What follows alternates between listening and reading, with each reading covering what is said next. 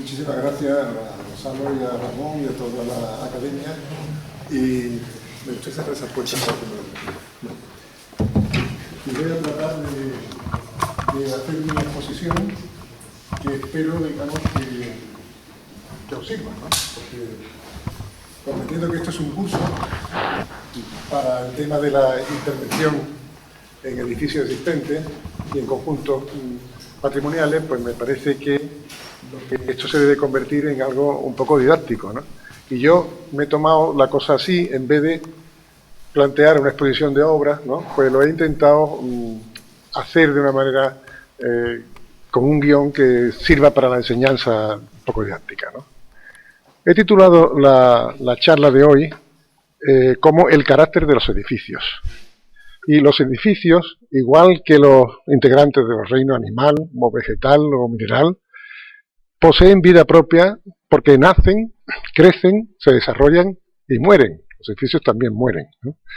Se gestan y nacen con los proyectos, ¿no? Por el impulso de una sociedad que le hizo construir, pero para una finalidad concreta, funcional y simbólica, bajo una materialidad constructiva propia de su momento inicial, a veces adelantada, a veces retardada, y bajo unos parámetros culturales y socioeconómicos concretos. O sea, cada edificio está hecho con una razón fundamental de ser. Crecen en el tiempo desarrollando sus cometidos, su razón sucesiva de ser a lo largo del tiempo, prestando un servicio a las sociedades que lo potencian en cada una de sus edades. Y mueren cuando el abandono los acecha, ciñen su masa corporal hasta vencerlos, arruinarlos, derribarlos. A lo largo de su vida, como los seres vivos, como los seres humanos, brillan con intensidad, pero también padecen deficiencias, heridas, patologías, que hay que subsanar para inferir mayor y mejor subsistencia. Lo que hoy nos reúne aquí es precisamente explicar cuáles han sido, desde el punto de vista de la razón, pero también de la emoción autobiográfica de un arquitecto, las bases y los métodos empleados para la revitalización de ciertos edificios intervenidos. Pese a la diversidad de los ejemplos que elegimos, porque en vez de colocar un solo caso, voy a tratar de hablar un poquito, ¿no?, de varios casos distintos, pues quiero ver el punto de vista, la razón, ¿no?, que ha tenido esa intervención, ¿no?, en cada uno de los edificios que merecen, por supuesto, ser considerados arquitectura y no solo mera construcción, ¿no? Como todo ser vivo, estos edificios tienen un carácter, ¿no? Por lo que la intervención que en ellos realizamos creemos que debe partir un poco de averiguar el carácter de los edificios. Cada edificio tiene un carácter, ¿no? Y por eso he titulado la charla de hoy El carácter de los edificios, ¿no? Y no nos referimos al conocimiento superficial, ¿no?, es decir, de su superficie, o lo que es lo mismo, de su forma externa, o de su materialidad física, sino de su carácter profundo y esencial, de su razón de existencia y de cómo a lo largo de su vida han desarrollado una especial capacidad para sobrevivir a los diferentes estadios que la sociedad en cada época le ha demandado, analizando y comprendiendo qué de bueno se ha mantenido con fortaleza y qué ha sido negado con cargas negativas, que ha intrubiado y desposeído sus valores y belleza, y qué obras y actuaciones lo han engrandecido, aportándole nueva savia arquitectónica.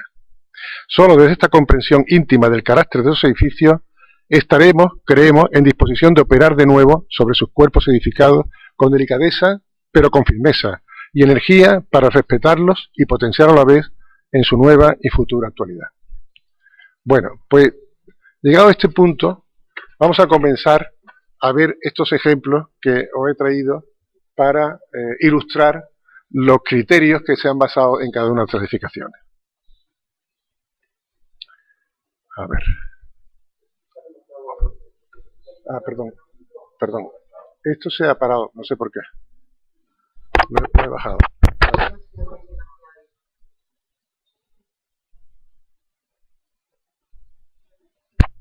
Pero sobre todo aquí hay un problema, que se ha parado esto. ¿Por qué lo he parado yo? No, pero hazlo con esto. Bueno, ahora está. A ver, espera un momento. Sí, espera un segundo. Esto hay que darle para atrás. Vamos a ver. Bueno, El primero de los criterios que puede intervenir a la hora de rehabilitar un edificio es el mantenimiento de su uso. Y esto del mantenimiento de su uso es algo muy importante en algunos temas, y en concreto a mí me sirvió para hacer la guía de la rehabilitación de un corral de vecinos en el año 1982, que tuve un poco la fortuna de poder hacer, digamos, este proyecto, en el cual también colaboró conmigo Enrique Abascal.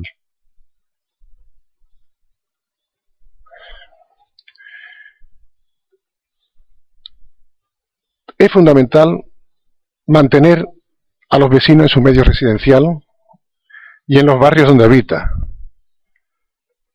Es un problema, digamos, realmente humano, ¿no? Como nos demuestra esta mujer, digamos, frente, digamos, a la vida de su vida en un corral.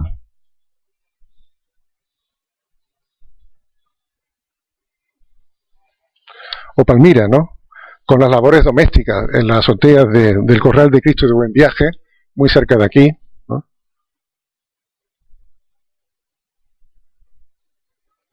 Bueno, este edificio se encontraba con 4 plantas, tenía 4 plantas, había 63 familias viviendo aquí en una habitación popular, ¿no? Que es la habitación popular sevillana, que se ha venido tradicionalmente viviendo.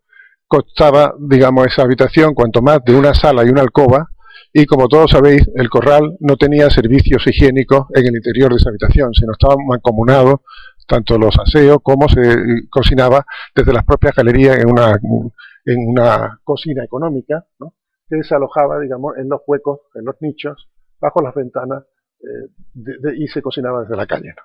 Por contra, era una superficie con muchísimo patio, con muchísimas azoteas, con muchísimas galerías, con lo cual la casa era muy pequeña, pero el espacio común era muy grande, ¿no? Y eran casas un poco de solidaridad, donde se vivía, digamos, casi como en un falasterio, ¿no? Con unas relaciones muy importantes sociales, y esto era un poco el origen de la cultura hablada sevillana, que popularmente vivían un poco estas habitaciones, estas casas.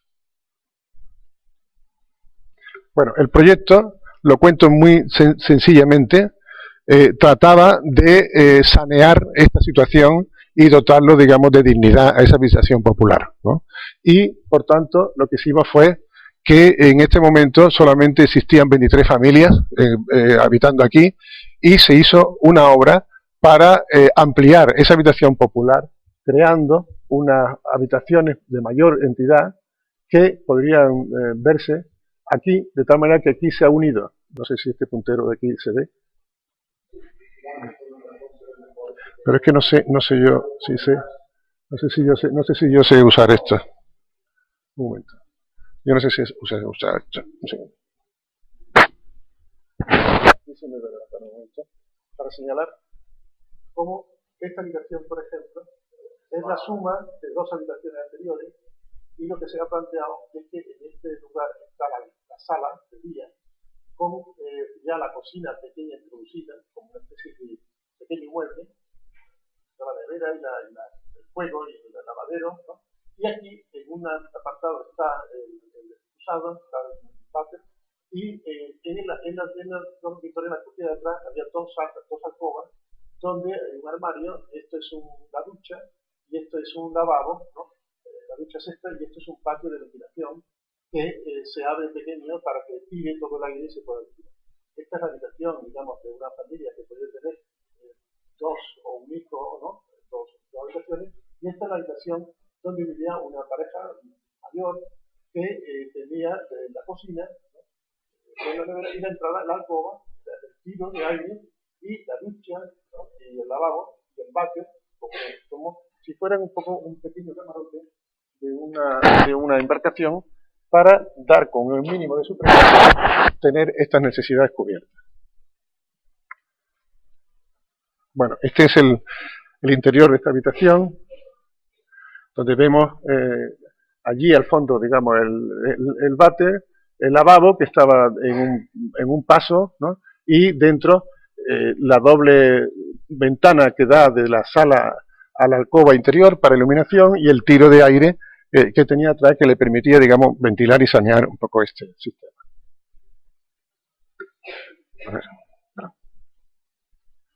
Bueno, una vez amueblada la habitación por los vecinos,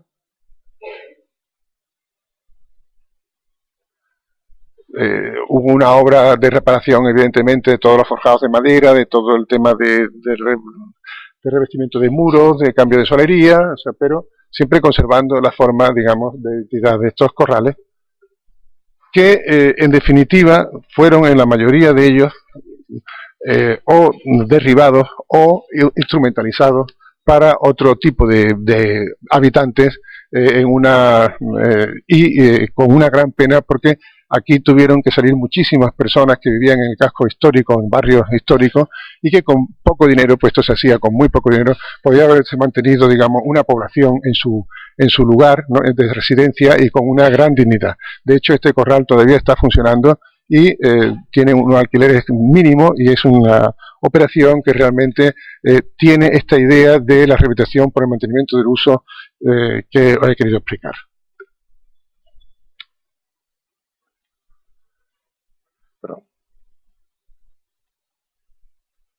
La segunda punto, el segundo criterio para una intervención que quiero manifestaros es la lógica formal de los edificios.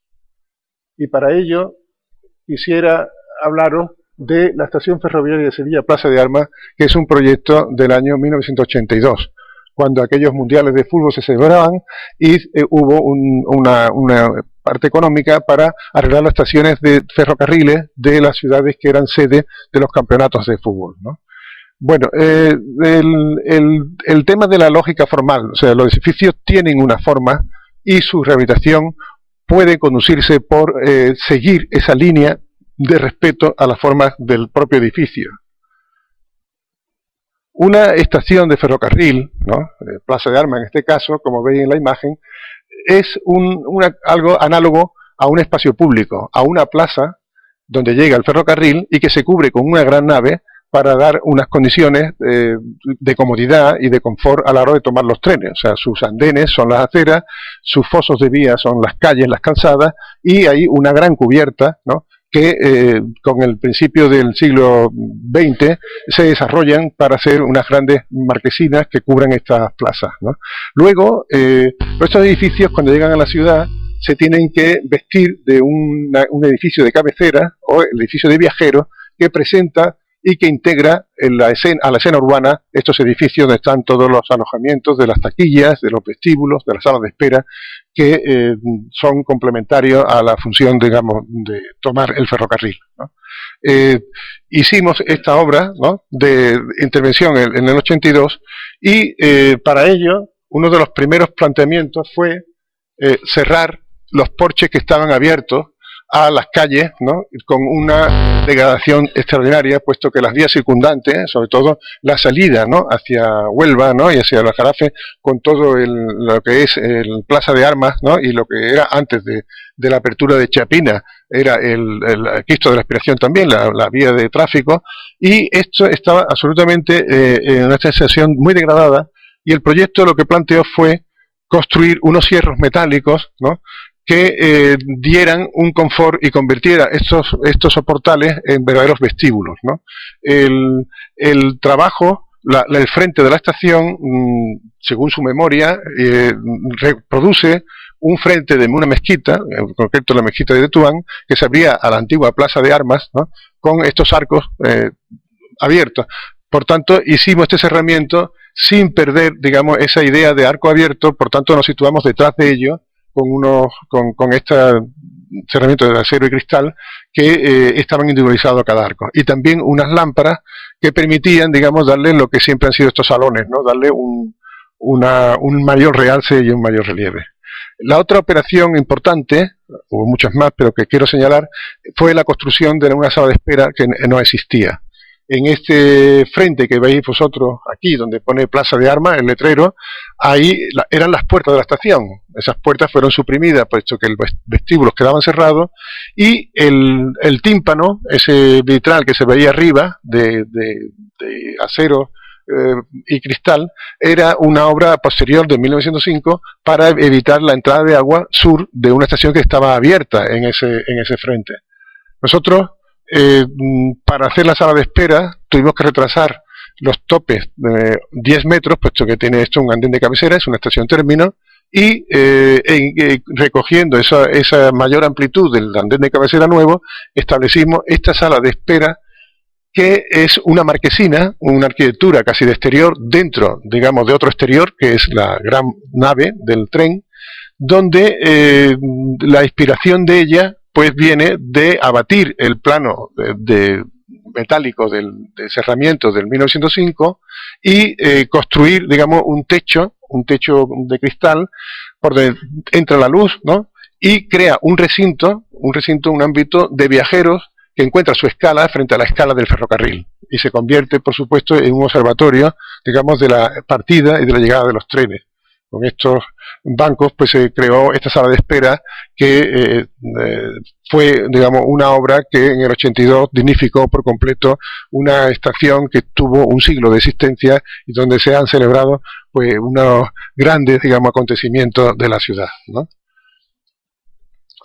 Aquí vemos un poco el frente de la estación, en la parte de la izquierda vuestra, de la derecha, donde vemos el vitral del 1905, también que seguía el lenguaje de Neo-Mudéjar de la propia estación, y como la marquesina nuestra es un abatimiento, digamos, de ese cristal para seguir con el lenguaje, la lógica formal del lenguaje arquitectónico en acero y cristal frente, digamos, a la cerámica de Viriada y la cerámica de esta arquitectura Neo-Mudéjar, ¿no? Hay aquí un recuerdo a un querido amigo, que es Joaquín Sáenz, que no sé si hay aquí un altavoz y lo oís, pero está comentando la luz tan maravillosa que entraba por esta estación, ¿no? Y cómo él le inspiraba muchísimo sus cuadros, digamos, todo el tema de los barcos de Sevilla, del ferrocarril, y era un poco en la ocasión del 92, cuando se derribó la obra y se dejó vacía y se construyó allí dentro un comercial al uso, ¿no? Que ha roto por completo la forma de ese maravilloso espacio que tenía la estación.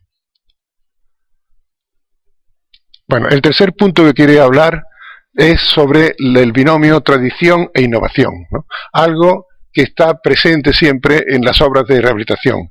¿Qué postura tomar, ¿no? Hay que seguir un poco el tema de la tradición, de las técnicas constructivas que formaron ese edificio. Se introducen nuevos elementos para distinguir la obra nueva de la primera y hacer una lectura, digamos, en ese sentido, muy pedagógica de aquello, lo cual yo no estoy completamente de acuerdo con esa teoría, ¿no? Y planteada para explicar este criterio de tradición e innovación, las obras que hicimos en el Palacio de Orleán y Borbón de Sanlúcar de Barrameda, de que duraron desde 1983 a 1994. El Palacio de Orleán y Borbón en Sanlúcar de Barrameda se compuso por la unión de una serie de casas que ya existentes y que, situado en la cuesta de Belén Alta, pues era la residencia de verano de los Montpensier. Tenemos que aquí hay tres casas, veis tres casas que tienen esta señalada de rojo, que se llamaba la casa Paz de la Cadena, ¿no? También estaba una parte del convento de la Merced, en concreto su claustro pequeño y la capilla pequeña. Después se hace, como todos los conventos, ¿no? Tienen un crecimiento en el cual de la casa de origen se va a duplicar, ¿no? En algún momento determinado con un claustro mayor y con una iglesia mayor, como lo veis ahí en la planta de este edificio, y la biblioteca del Infante, ¿no? De Antonio María de Orleán, que constituía, junto a la casa del portero, la parte de entrada al palacio desde la cuesta de Belén. No sé si puedo señalar aquí, ¿no? Este sería la entrada. Lo primero que se plantea en esta intervención es la necesidad de hacer que un palacio, ¿no? Que es algo cerrado, ¿no? Una propiedad privada, ¿no? y bastante vigilada y clausurada, se convierte en un ayuntamiento, porque esto que es la obra para el ayuntamiento de Sanlúcar de Barrameda. Por tanto, teníamos que hacer una serie de operaciones que lo abrieran a la ciudad, puesto que un ayuntamiento debe ser algo abierto, ¿no? Y democrático, cuanto menos se supone, ¿no? Y, sin embargo, un palacio es algo clausurado y cerrado. Para ello, planteamos hacer un recorrido que no se puede ver, pero esta es la entrada, y aquí abrimos un pasaje, ¿no?, entre esta casa, que era un seminario postconciliar, que también es parte del palacio, la parte noble del palacio, y esta casa de Paz de la Cadena, que era el sitio de las ventanillas, o sea, el sitio de la gestión pública del palacio. Abrimos aquí un pasaje que se conectaba por este punto del jardín y llegaba a esta puerta, que es un ingreso nuevo, para hacer, digamos, que la circulación de la ciudad pudiera cruzar por el palacio, llegar a registrar también este maravilloso jardín que hay aquí, ¿no?, que es un botánico, ¿no?, y la puerta del Palacio Nueva, puesto que estaba aquí negada, ¿no?, en este punto, porque la puerta original de la casa es esta, que está tapada por la biblioteca, pues colocar la puerta en este punto para entrar, digamos, a este lugar, ¿no? Hicimos esta operación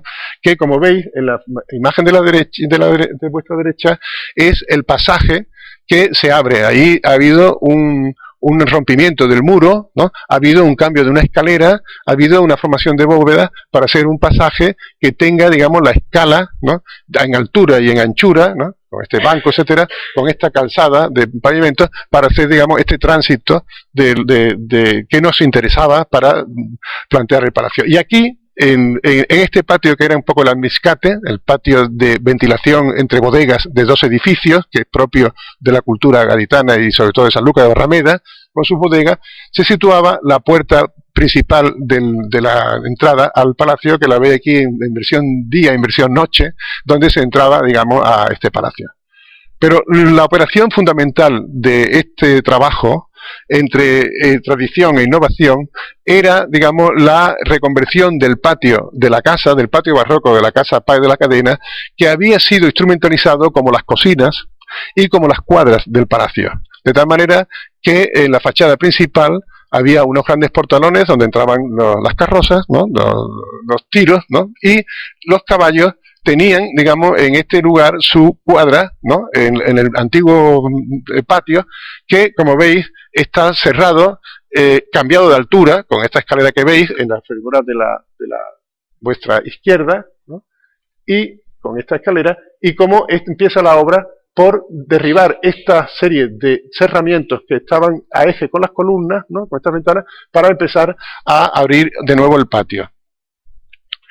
En la sesión que veis, desechamos la idea de hacer una montera, puesto que una montera, un cielo de cristal a un patio, es algo impropio de estos patios barrocos, es más del siglo XIX, ya, cuando la casa se unifica en ambiente, pero estos patios, nuestros patios, son unos sitios que son espacios públicos exteriores en el interior, y por tanto reciben la luz, reciben también el agua, ¿no?, son impluvium, y reciben, digamos, el aire y el frescor, y por tanto no decidimos hacer una montera, sino hacer un cerramiento vertical, un cerramiento, digamos, a los arcos.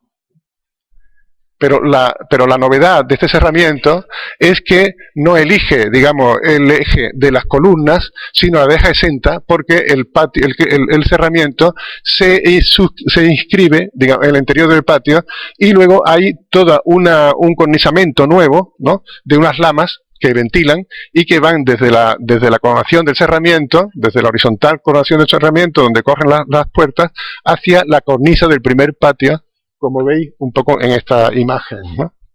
Aquí veis un detalle un poco de este cerramiento que tiene estas lamas para permitir siempre de que la climatización del patio donde están las ventanillas sea agradable para el público, pero al mismo tiempo no niegue esta relación, digamos, que hay de patio y de su climatización del interior de las casas. Y aquí veis dos posiciones en esta imagen, ¿no?, donde en vuestra derecha veis el cerramiento cerrado, ¿no?, pero aquí veis cómo el cerramiento se abría, ¿no?, en la esquina y se almacenaba en el centro, donde está el banco, los bancos de mármol, ¿no?, y se planteaba entonces las cuatro esquinas abiertas. Por tanto, además del recorrido de las galerías, podías cruzar el patio en diagonal, planteando que este cerramiento en ningún momento se contradecía la libertad un poco de movimiento que un patio tiene, ¿no? Y en estos puntos, con este nuevo zócalo de azulejo, que copia de alguna forma, de otra manera, ¿no? La estilística de la casa, pues tiene estas ventanillas que eran las atenciones al público propia de, digamos, el ayuntamiento, puesto que este es el ayuntamiento abierto, digamos, al público, ¿no? Si esto plantea innovación, ¿no? Estamos hablando de innovación, tradición, sin embargo, en cuanto a la restauración, digamos, de la edificación, estamos empleando técnicas totalmente tradicionales, como sería sustituir los forjados de madera por madera, ¿no? Sustituir, digamos, bóvedas de escaleras por bóvedas de escaleras. Estábamos trabajando con carpinteros y con artesanía para plantear esta visión de que cuando toda la casa, evidentemente, tuvo que renovarse completamente, puesto que todos los forjados y toda la madera había pasado una etapa de abandono, ¿no? Y estaba absolutamente, digamos, en estado muy, muy avanzado de ruinas, ¿no? Pero cómo se fueron cambiando, esto es un ejemplo, claro, no quiero contar toda la obra ni cómo es la planta ni nada, sino simplemente plantear esta dualidad entre tradición e innovación que nos sirve, digamos, en este edificio.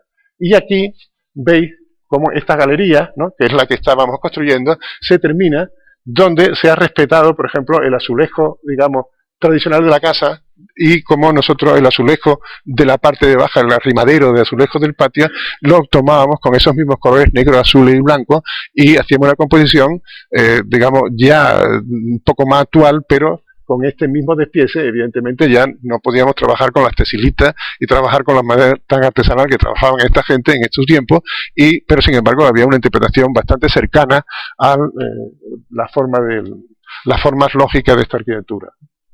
Estas son las salas interiores que pasaban de ser habitaciones a espacios corridos, ¿no?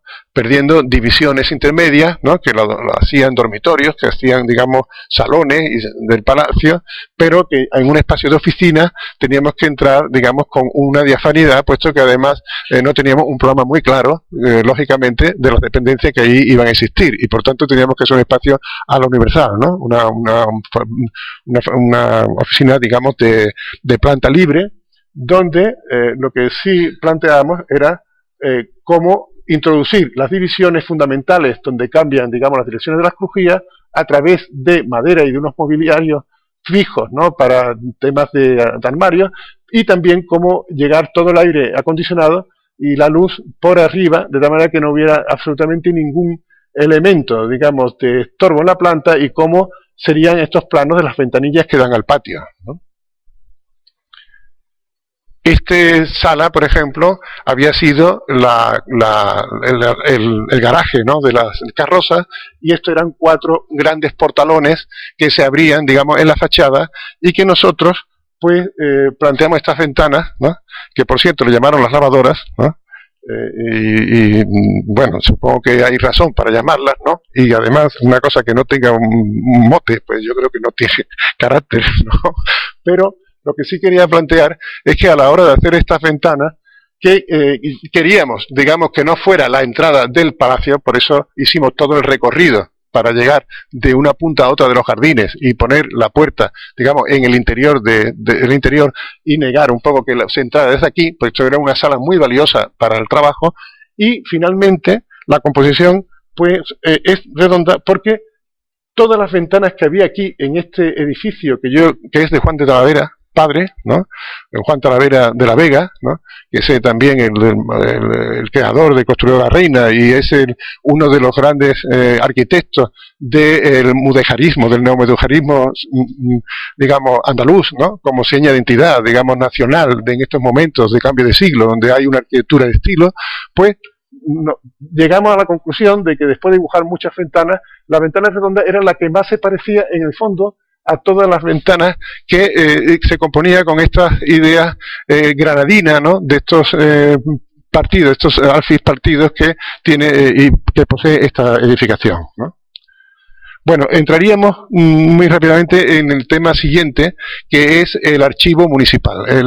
El archivo municipal se situaba, digamos, en este claustro pequeño de la Merced, porque el palacio estaba compuesto por 2 casas y un trozo del convento de la Merced. En concreto, esta parte quedaba, aquí estaba la sala de pintura de la infanta, ¿no? Y todo esto era el palacio, se quedaban las monjas en el interior, pero ellos disfrutaban de toda vista de todo el jardín, ¿no? Veis en la imagen de la derecha, de la izquierda vuestra, de la derecha vuestra, veis cómo estaba en el estado que estaba el claustro pequeño de la Merced en el momento de la intervención, allá por los años 87, 86, que es este proyecto, ¿no? Hecho con Julián Molino.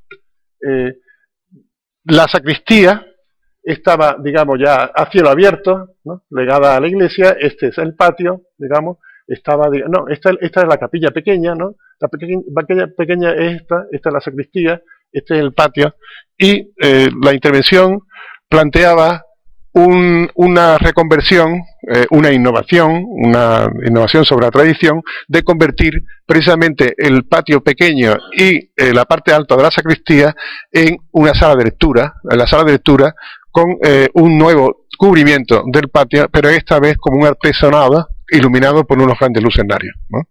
Probablemente un viaje en este momento a Finlandia y ver la obra de Álvaro Aalto influye mucho, digamos, en este proyecto, que es una mala copia, evidentemente, digamos, de un gran maestro, ¿no?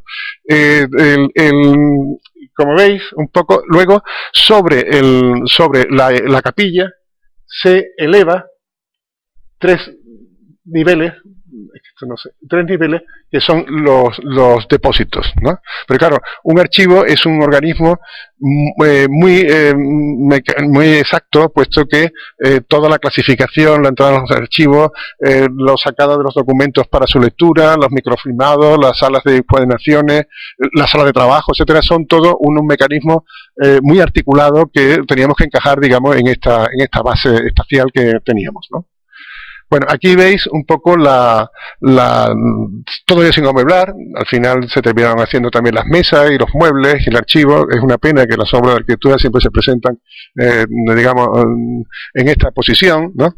Esto es un poco algo endémico, ¿no? En esta tierra, ¿no? No tenemos mucha posibilidad de amueblar las cosas. Aquí veis un poco cómo la fachada exterior del claustro se ha incorporado, digamos, al interior. Faltaban las columnas habían sido expoliadas, estaban suspendidas por ladrillo. Nosotros hicimos aquí unas columnas cuadradas, rectangulares, unas prismáticas de mármol, ¿no? De una pieza, puesto que no nos queríamos volver a imitar un poco la idea de la columna tradicional. Vemos cómo esto se resuelve así. Esta es la parte alta de la sacristía, que se incorpora al patio principal para tener, digamos, mayor longitud este artesonado, y no quedar solamente suscrito a la base del patio. Veis aquí por arriba, ¿no?, la cubierta de zinc y los lucernarios, que son de doble capa, para procurar, digamos, un aislamiento térmico, ¿no? Es como una gran burbuja de acero y cristal. Bueno, aquí veis en la obra cómo recrecimos por encima de la capilla pequeña, ¿no?, para el patio, con una estructura metálica que hubo que reforzar los muros de la capilla, ¿no?, para no buscar una cimentación nueva, porque debajo había una cripta y por tanto tuvimos que reforzar muros, ¿no?, con una piel superficial para apoyar ahí toda una estructura metálica que tuviera los depósitos. Los depósitos eran 4 niveles estancos con estanterías de estas mecanizadas para mayor utilidad, puesto que aquí se dan una gran capacidad de almacenamiento, ¿no? Recordamos que son 1660 metros lineales de estantería, ¿no? Y para articular la parte de las oficinas y de la entrada, ¿no?, independientemente de la sala de lectura, pues se concibió este espacio, que era un espacio de transición entre el jardín delantero y el jardín exterior, pero privatizado ya, porque se hizo ese pasaje que podía no ser totalmente necesario para hacer ese tránsito, y aquí se ideó un poco esta escalera de planta, digamos, elíptica, ¿no?, que es una lámina de hormigón, ¿no?, que está flotando en el espacio con esta barandilla. Llegas al primer piso, donde están las oficinas, y más arriba se sube al nivel donde está la sala de encuadernación, la sala de encuadernación del archivo, que se repuso completamente el techo y se hizo un poco esta obra, ¿no? Bueno, finalmente la biblioteca del Palacio, que es la biblioteca del infante de Orleán, Antonio María de Orleán, está ocupando, digamos, junto a la portería, que es el edificio que está al lado, ¿no? Perdón. Pues aquí, desde la entrada, esta es la portería y esta es la biblioteca, que tenía una serie de divisiones que nosotros unificamos, ¿no? Y que es este pabellón afrancesado, ¿no? Puesto que estas personas tenían esta cultura francesa, que además estaba sirviendo para tapar el muro ciego, digamos, de trasero de lo que es el convento, ¿no? De la Merced, que hemos visto, justamente detrás de esto está situado el archivo. Aquí se planteó que la luz viniera, puesto que esto tenía 3 ventanas, pero nosotros copiamos 2 ventanas exactamente iguales y la intercalamos entre ellas, creando, digamos, un frente más abierto de luz del propio pabellón, respetando este punto de linterna que es la entrada, como veréis ahora, ¿no? Y la planta de este pabellón, de esta biblioteca, está solucionada con arquitectura de muebles de madera, ¿no? Que es la que articula toda la planta y toda la biblioteca. De tal manera que aquí estaría, digamos, la entrada, ¿no? La veis aquí, donde pone un 1, ¿no? Con esta linterna. Este es un cortavientos, ¿no? Que tenía y que respetamos y que restauramos, y aquí había un mueble de recibo donde estaban los ficheros, ¿no? Puesto que entonces no había todavía ordenadores, se tenía que mirar por ficheros, ¿no? De aquellos antiguos, y en medio hay un edículo que es el del bibliotecario, ¿no? Con los servicios detrás, y se divide la sala en infantil, que es lo que tiene el número 6, y el número 5, que son la sala de lectura de adultos, ¿no?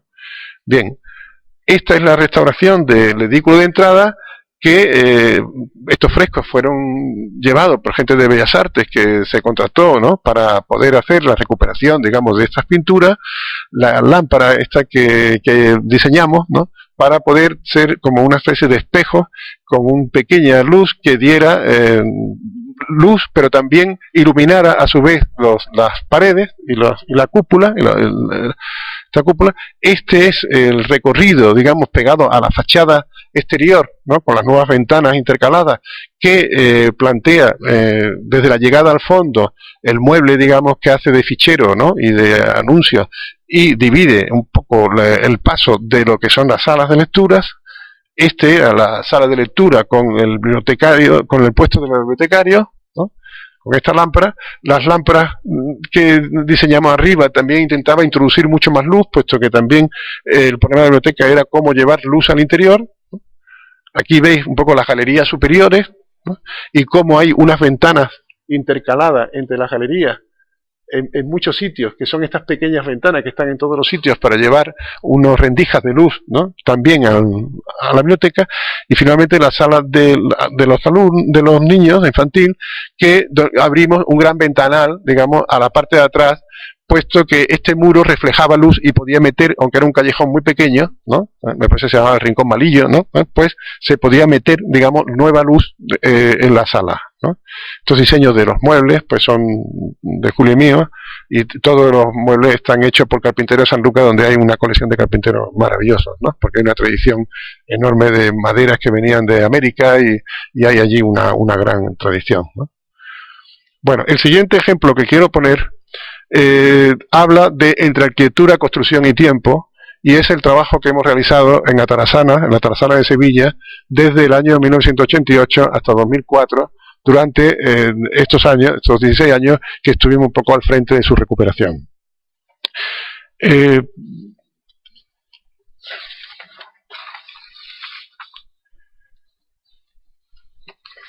momentito. Bueno. Bien, con frecuencia el arquitecto Louis Kahn refería que la sala, entendida como forma habitable, era el elemento esencial de la arquitectura, y que esta arquitectura consistía en una asociación de salas. Se podría afirmar que en la Tarazana la sala toma forma de nave y que su arquitectura es básicamente el resultado de una juxtaposición en paralelo de 17 grandes naves de 100 metros de longitud, 10 metros de latitud y 10 metros de altura, cuyas cubiertas fueron presumiblemente estructuras de madera análogas a las de las mezquitas, apoyadas en hileras de arcos sobre las cuales se recogía el agua de lluvia análoga a los acueductos. La Tarazana es una construcción militar. hecha, digamos, como son las construcciones, digamos, militares de potencia. No tratan en ningún momento de ser construcciones con adornos, sino son eficaces construcciones para servir a lo que está predeterminado.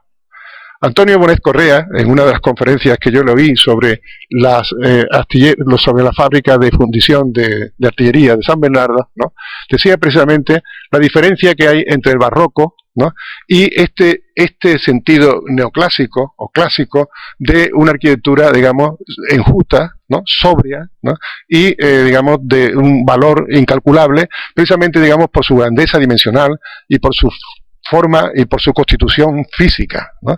Por tanto, digamos, la diferencia entre un Figueroa, ¿no?, cuando hace la portada de un San Telmo, ¿no?, que es una maravilla, evidentemente, ahí hay todo un esfuerzo del barroco. Pero en esta arquitectura, precisamente, es justamente lo contrario de eso, ¿no? La grandeza de esta arquitectura es justamente porque no son arquitecturas, digamos, del adorno, ¿no?, y del barroco. Y por eso creo que es fundamental entender, digamos, la idea de la nave, ¿no? La nave, digamos, es el principio constitutivo, digamos, de la Atarazanas y es, digamos, el verdadero proyecto que tiene este edificio, ¿no? También hay que tener en cuenta que, claro, estas naves, que es un espacio de trabajo, ¿no?, para el trabajo, es espectacular, puesto que su misión era la construcción de barcos, un astillero, y por tanto, digamos, sus dimensiones pues son dimensiones realmente colosales, ¿no? Y eso precisamente es donde radica, digamos, esta fuerza de este edificio. ¿Por qué nos gusta este edificio? ¿Por qué nos atrae este edificio? Es por su fortaleza, ¿no? Y por tanto, digamos, creo que es muy importante entender este planteamiento, ¿no? Cuando estábamos trabajando en aquellos años del 89, 90, nosotros hicimos unos estudios previos para conocer el edificio y encargamos, desde nuestro trabajo, lo encargamos a arqueólogos, ¿no?, que hicieran unas catas que dirigimos para ver, digamos, la cimentación y la configuración, digamos, de esta estructura. Y por tanto, en la nave 7, que es esta que tenemos aquí, la que está, digamos, anexa al Hospital de la Caridad, a la Casa de Mañara, ¿no?, y al Hospital de la Caridad, hicimos esta cata que llegamos hasta los cimientos, 5 metros por debajo del nivel actual de la Atarazanas, como todos sabéis, está enterrada en 5 metros, ¿no? Y evidentemente el efecto, digamos, que nos produjo ver esto, ¿no?, nos hizo comprender inmediatamente de que el verdadero proyecto Atarazanas no puede pasar por otro sitio que recuperar, digamos, esta dimensión espacial, en cuanto al menos en alguna de sus partes, para poder, digamos, relacionar el plano de hoy, ¿no?, del mundo con el plano de ayer, con el plano originario, con el plano del Arenal de Sevilla, cuando estaba situado a 2 metros sobre el nivel del agua del tal y podían los barcos, digamos, salir y arborarse en los muelles de armamento, del espacio de armamento que tenía delante de las Atarazanas. Por eso, cuando hicimos la primera idea del proyecto, allá por los años 88, antes de todos esos avatares de los arquitectos americanos que llegó y cuando iba a ser, digamos, el Centro Andaluz de Arte Contemporáneo, planteamos unos esquemas muy sencillos, muy elementales, ¿no?, quizás, digamos, muy radicales, ¿no?, que era un poco esta idea que veis en este dibujo del 88, ¿no?, en el cual se planteaba cómo en la sección de arriba, ¿no?, veis que las cubiertas, porque la alternancia, la nave, la sucesión de naves de lo que es la Real Maestranza de Artillería, ¿no?, son 7 naves, las 7 últimas naves que están, digamos, contándose desde el 2 de mayo, que es un flanco de las Atarazanas, la nave flanco de Atarazanas a 2 de mayo y a la carretería. Como veis, donde está la chimenea, veis en la izquierda, ¿no?, es la nave número 1 y la nave número 7, pues sería, digamos, no, perdón, la nave número 1 está aquí a la derecha vuestra y la nave número 7 es la que dista con el Hospital de la Caridad. Las naves, con el tiempo, han sido, por supuesto, recrecidas del suelo, pero también elevadas en naves superiores, a medida de que la institución militar le ha hecho falta más sitios, digamos, para hacer, digamos, su función. Y ese recrecimiento ha aparecido sobre la nave 2, sobre la nave 4, que es la central, y sobre la nave 7, mientras que la nave 3, la nave 5 y la nave 7 han permanecido sin crecer y con unos techos que se sustituyeron, los de madera iniciales, por techos de cristal. Y por tanto son los que permiten la entrada de la luz natural hasta el fondo. Que es muy importante porque el juego, digamos, de luz que se produce en Atarazanas es una maravilla porque da unos claros oscuros que plantean, digamos, que este edificio pueda tener la consideración de ser casi un espacio de una naturaleza de pasajes urbanos interiores. La nave 1 no creció, pero tiene una entrada de luz natural, digamos, por sus arcos laterales. La nave 2, ¿no?, pues tiene ese techo, ¿no?, de segundo, y la nave 3 está hundida, y así. Nosotros lo que planteábamos en este esquema era bajar las naves que tenían luz y dejar las naves que no tenían luz, digamos, en el nivel de la ciudad, ¿no? Planteando, evidentemente, incluso espacios que podrían ser utilizados desde los patios bajos, las naves patios que le llamábamos, a entrar a dependencias que estarían bajo los suelos, digamos, de las naves que no tienen luz, con lo cual, sin perder ninguna transparencia, podíamos tener un uso fundamental de esas naves, ¿no? En la sesión de abajo, es una sesión, en vez de transversal, es longitudinal, donde vemos cómo el primer arco de la nave y el contrafuerte de la Tarazana fue, digamos, elevado en la época de Carlos III, para 1750 y tantos, para hacer una sala de armas y llevarse las armas desde la Alcázar, que donde estaban las armas, ¿no?, llevarla aquí y hacer una sala de armas, que es el cuerpo de cabecera, que llamamos, que es una buhardilla y que tiene un sistema de arcos transversales que se apoyan en los arcos longitudinales de las naves, creando un juego muy bonito, casi como una baraja de naipes, ¿no?, para hacer eso, y una gran buhardilla que están un poco pues en la escala de ser la primera fachada de la ciudad detrás de las murallas, digamos, al río, ¿no?, antes de las construcciones después que se hicieron exteriores cuando creció la institución militar y ocupó la otra lado de la calle Temprado, ¿no? Y en la parte de atrás hay la muralla, está la muralla, y hay otro cuerpo también transversal que le llamamos el cuerpo de muralla, el cuerpo de cabecera y el cuerpo de muralla, que también unifica todas las naves en la parte de arriba, haciendo otra de las estancias que sirvieron, digamos, para ensillar, para hacer monturas de caballos, puesto que esto era un cuartel de artillería.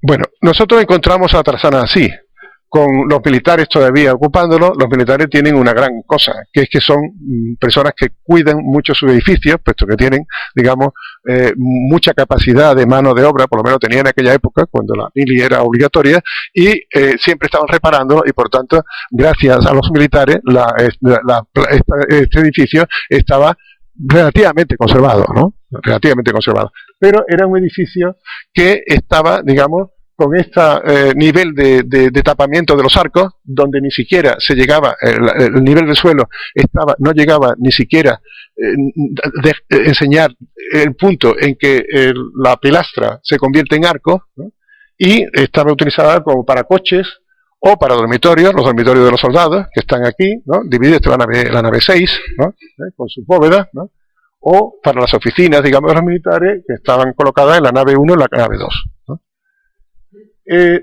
La parte de arriba nunca ha sido de interés, puesto que son naves, digamos, que no tienen absolutamente ningún interés. Son, como veis, cerchas, digamos, incluso cosas de hormigón. Por tanto, el interés de la Tarazana en la parte de arriba, digamos, es pues muy vulgar. Lo importante son los arcos mudéjar, las naves, su fondo, o sea, es lo que tiene, digamos, de interés y de emoción un poco esta obra en donde debe basarse un proyecto.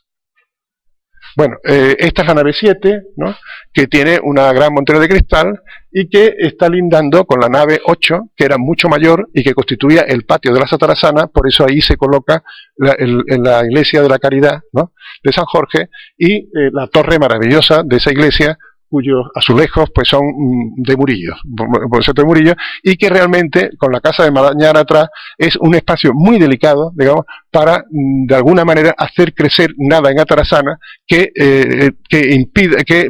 impida y que además agobie y encierre, digamos, este magnífico espacio, ¿no?, que tiene ahí. Bueno, uno de los trabajos que empezamos a hacer, evidentemente, fue el desvelamiento de su estructura espacial.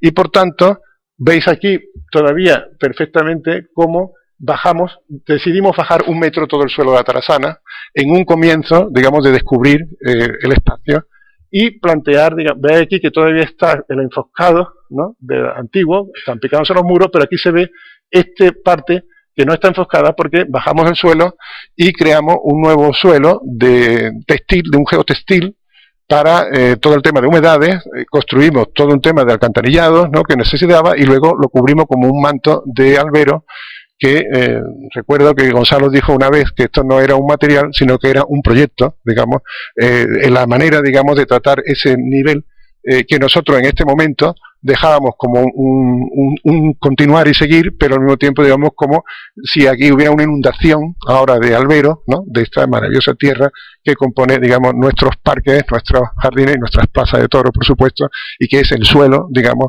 de excelencia de esta tierra, digamos, frente de sus parques y de sus espacios públicos. Este albero tiene la cosa de que con su reflejo del sol hace que la atmósfera completa de la Tarazana se reviste con un velo de color, ¿no?, y hace que sus muros, ¿no?, heridos a través del tiempo, queden mucho más suavizados y queden mucho más, digamos, esponjosos, y realmente vimos cómo estaba apareciendo una nueva historia a la hora de plantear el desvelamiento de la estructura, la supresión de tabiquería, la construcción, digamos, del espacio, lo que hemos llamado entre arquitectura y construcción, ¿no?, y el tiempo. Bueno, aquí se ha empleado para 1000 cosas, ¿no?, para exposiciones ocasionales. La Tarazana ha tenido uso porque nosotros, con muy poco dinero, porque aquí se empleó en mi época muy poco dinero, ¿no?, se planteaba abrirla al público, puesto que el éxito de la operación era que la Tarazana estuviera consciente, digamos, en la ciudad, ¿no?, y que era el mejor proyecto que se podía hacer, era tener, digamos, una Tarazana abierta con usos ocasionales, que realmente, digamos, es lo que puede potenciar y se puede hacer mañana si se decide, ¿no? Bueno, aquí entonces hemos visto cuáles son las bóvedas con cristal y con luz, las bóvedas que tienen bóveda y que por tanto no tienen esa condición de nave patio. Pero esta nave, que es la primera, es una nave que su cubierta es mucho más antigua, porque esto es un poco de la época de Pedro el Cruel, porque esta nave es posterior a la formación de la Tarazana, puesto que esta nave, para hacerla, se pierde la entrada en recodo del postigo del aceite, ¿no?, cuya torre se ve un poco al final, y es unas bóvedas mudéjares góticas, ¿no?, que no tiene nada que ver con las bóvedas vaídas del 18, de la época, digamos, de Carlos III, que es cuando se recrecen las naves encima de la 4 y la 6. Bueno, otro de los trabajos que se plantearon fue la consolidación del edificio, y para ello corrimos una operación de cierto riesgo, que fue desaterrar las bóvedas, porque las naves superiores tenían unos pisos de tierra y que rellenaban los senos de las bóvedas, ¿no? Pero nosotros calculamos el peso de la tierra que quitábamos y hicimos una cáscara de hormigón por encima, que anclamos a la triple fosca de ladrillo. Cada 50 centímetros hincamos unos tochos metálicos, hicimos una estructura de hormigón, y con un hormigón muy seco y anclándolo a los muros planteamos de nuevo una cubierta, de tal manera que las bóvedas de Tarazana, ahora que estaban rajadas y que estaban muy deficitarias, ya no trabajan tanto como bóvedas, sino trabajan colgadas, digamos, de esta estructura, que es un manto, digamos, superior de hormigón. ¿Qué tal? Había hipótesis de que esto no era una operación muy rigurosa, pero nosotros nos inclinamos ante la dificultad de otras operaciones, ¿no? Por ello. Y esta es precisamente la sala de la muralla, el cuerpo de muralla que comentamos. La muralla está debajo de la pared de este lado, perdón. Bueno, a ver, perdón. Aquella pared que se ve al fondo es el recrecido de la muralla, ¿no? Porque la muralla queda más baja, ¿no? Y estas son las bóvedas, digamos, que están ya revestidas, están reforzadas por arriba, ¿no? Y estas columnas metálicas porque esto tuvo un incendio y también perdió una cubierta, que, bueno, no quiero contar esto porque no quiero contar el proyecto, quiero simplemente hablar de innovación, de estructura, pero tuvimos que hacer todas unas operaciones para sostener estas columnas en su sitio cuando vaciamos la tierra, porque las columnas estaban directamente apoyadas sobre la tierra.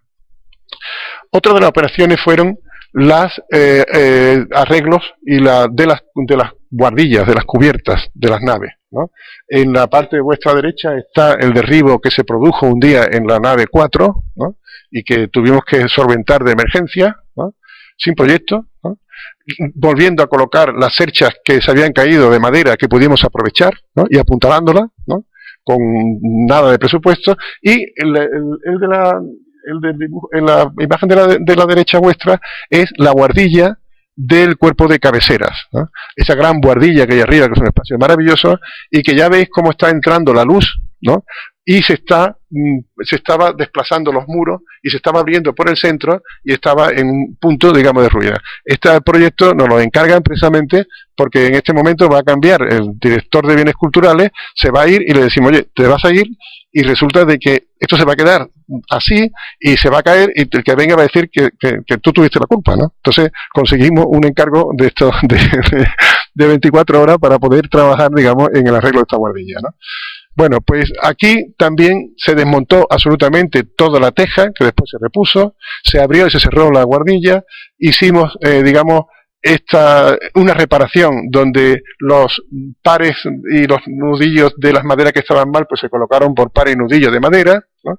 Se saneó todo completamente, se hizo un suncho perimetral encima de la cornisa que no se ve, para luego atarlo con unos tirantes que están debajo del suelo, entre un falso techo, y no tiene ninguna incidencia visual. Hubo un trabajo, bueno, pues de carpintería normal, que se montó allí, una carpintería para poder trabajar en todo eso, se sustituyó toda la tablazón, y finalmente, digamos, este es el espacio restaurado, digamos, que, se ve por la tonalidad de la madera, que la madera es nueva, esperando envejecerse, una madera maravillosa, pues que es una madera de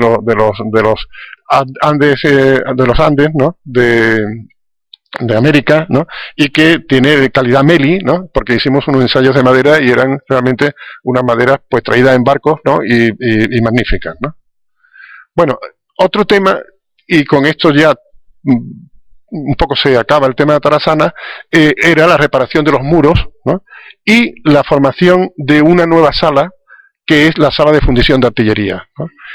Aquí estamos con los enfoscados, ¿no? Que son cales de Miguel Méndez, ¿no? Del gran Miguel Méndez, ¿no?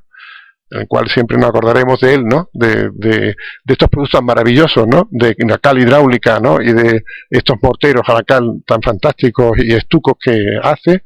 Y veis cómo son las fábricas, las heridas que tiene la fábrica, que son a veces, cuando quitamos los enfoscados, ¿no? Pues empezaron a aparecer que los arcos estaban completamente deformados, ¿no? De tal manera que hubo un momento en que alguien decía, ¿y por qué seguir picando? ¿Por qué no volver a enfoscar, ¿no? Y nosotros planteamos, no, estos arcos tienen que quedarse a la vista y lo que tenemos que hacer es repararlos, porque no es nada más fácil que reparar una obra de ladrillo, porque un ladrillo se quita y se pone otro. Es lo más versátil. Lo más versátil del mundo no es una pared tecnológica que se mueve, es un ladrillo. o un muro de piedra, porque un muro de piedra se desmonta y se vuelven a montar las piedras, se enumera y se vuelven a montar. Y precisamente en esta idea nosotros tenemos la idea, hemos visto últimamente a Tarazana con unas telas metálicas para proteger, digamos, el muro que de tal, y eso de gallinero, no, o sea, para reforzar el muro, no, el muro de ladrillo se puede intervenir. Lo que interesa saber es que si lo quieres reparar como si fuera nuevo, o si lo quieres dejar, digamos, con su herida, pero que reparar aquellas cosas que ya han perdido su geometría o que han perdido su gravedad y que tienen que ser reparadas. Entonces, eso sí es un criterio, digamos, de intervención, ¿no? Bueno, aquí estamos en un proceso de la sala de fundición de artillería que tenía la chimenea, ahí es donde se fundía, porque esto era una fundición, ¿no?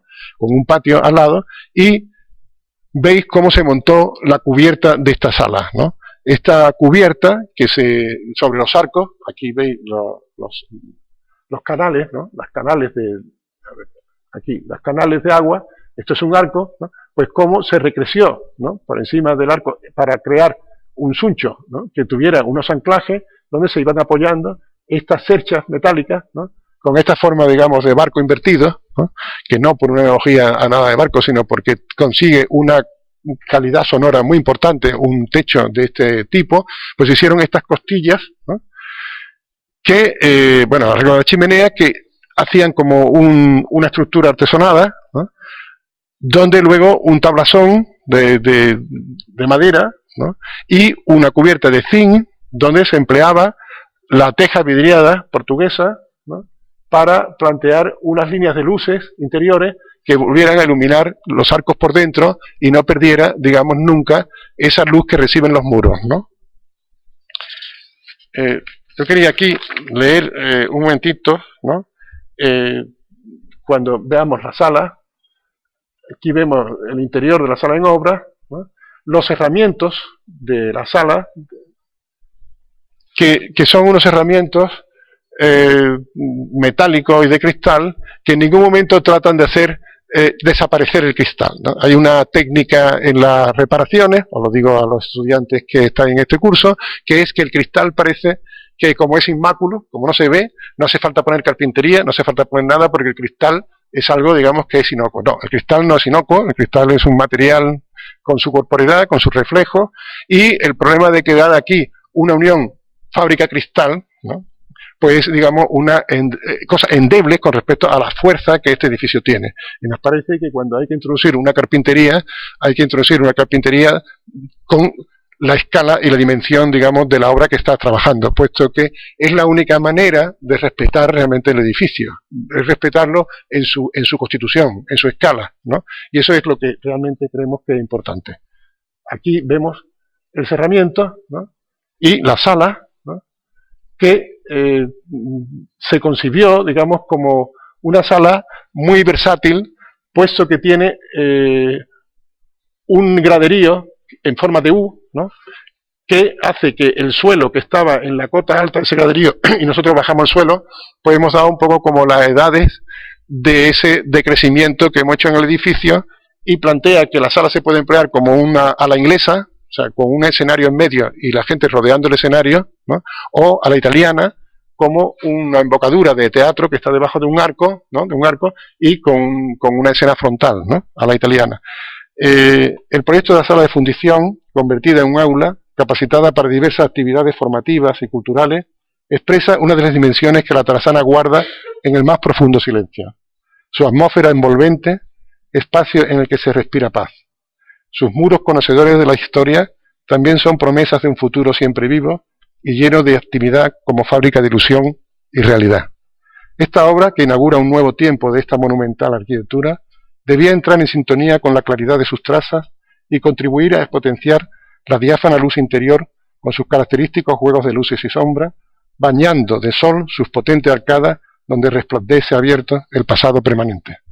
Pero estas nuevas formas, estos materiales de hoy, que permiten la palabra y el silencio, el aislamiento y la continuidad, la contemplación y la actividad, deben ser aceptados por la Tarazana de modo natural, y están propuestos desde la enseñanza que el propio edificio nos ha transmitido día a día desde su origen.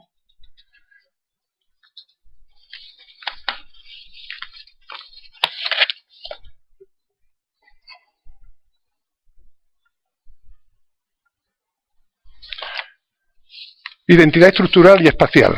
Este es otro de los puntos, de los criterios que creo que son fundamentales a la hora de afrontar la intervención. Entender este carácter de los edificios, su identidad estructural, que es también su estructural espacial, puesto que los grandes edificios, sus estructuras y sus espacios son coincidentes.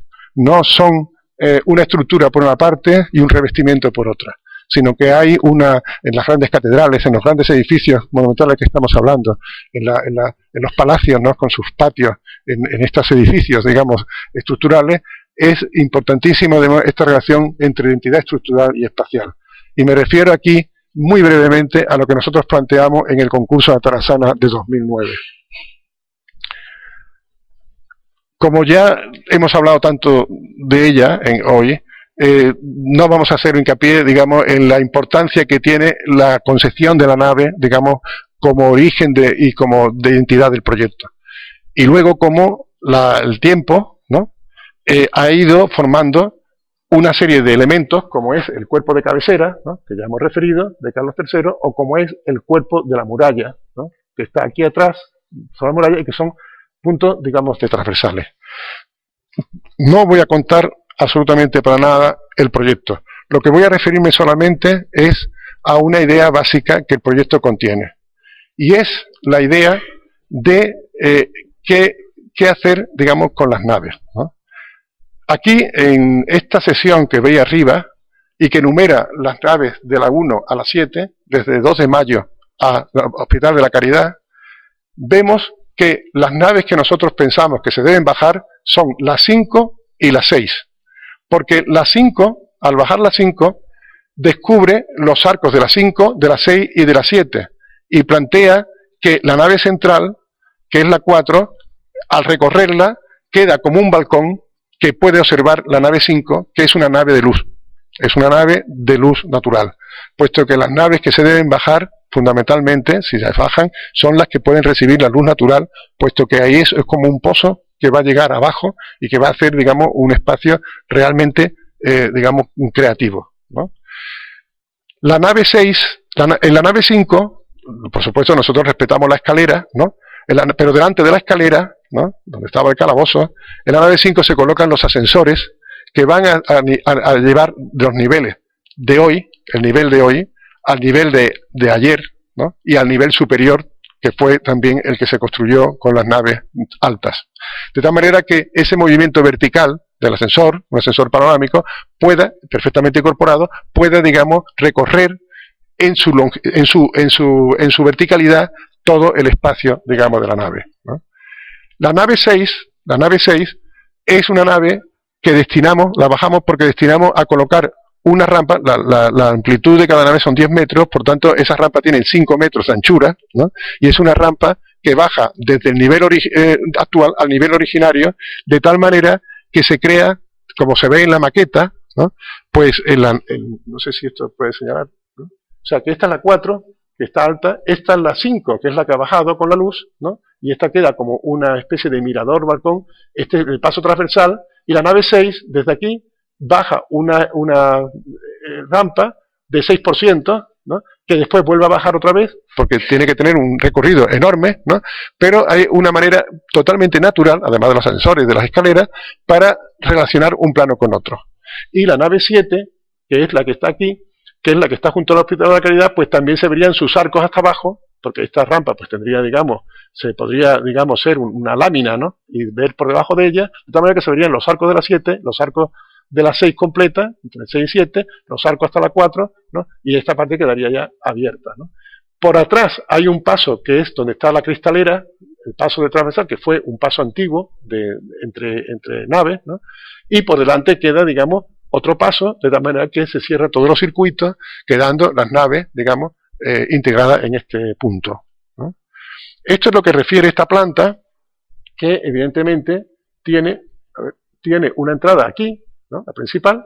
Es que no, esto no me funciona. Bueno, entra por aquí, esta es la nave 4, que es la central, y este es el espacio que se ha abierto, de la nave 5 hasta abajo, y este es el espacio de la nave 6, con este paso de aquí y con la rampa, ¿no? Y la nave 7, pensamos que debería convertirse en una nave patio, sin cubierta, para crear un jardín lateral con un gran estanque y con unas celosías que pudiera ver transparente la nave 8, que es la nave del Hospital de la Caridad, con sus naranjos, y por tanto, digamos, hacer que Atarazanas, en la historia de sus distintas etapas, porque permanecen los arcos y cambian las cubiertas, hubiera una que se quedara sin cubierta, ¿no? Con un toldo, ¿no? Que es lo que realmente, un toldo como una calle de Sevilla, ¿no? Que pudiera en verano sombrear, ¿no? Y en invierno tener capacidad incluso de mantener la lluvia, pero que desde esa nave se vería la Torre de la Caridad, que queda, digamos, justo medianero con esa nave, incorporaríamos la imagen de la Caridad dentro de las Atarazanas. Por supuesto, pensamos que es muy fácil de hacer con unos herramientas técnicos, ¿no? Cerrar naves, por ejemplo la 2, para hacer exposiciones, ¿no?